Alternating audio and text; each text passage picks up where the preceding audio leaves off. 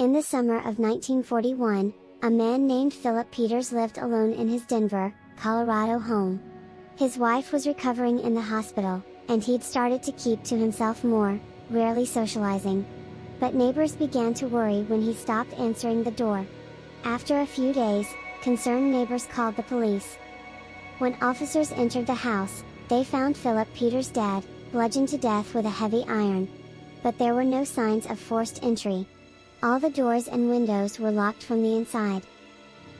When officers entered the house, they found Philip Peters dead, bludgeoned to death with a heavy iron. But there were no signs of forced entry. All the doors and windows were locked from the inside. The house was searched top to bottom. Nothing was missing. No one was there. No signs of any intruder. Months passed. The house sat mostly empty. People said it felt wrong. Strange noises were reported, bumps in the night, food vanishing from the fridge, eerie footsteps from upstairs, even when no one was supposed to be there. Then, in July 1942, 9 months later, officers returned after hearing those sounds again. This time, they saw movement.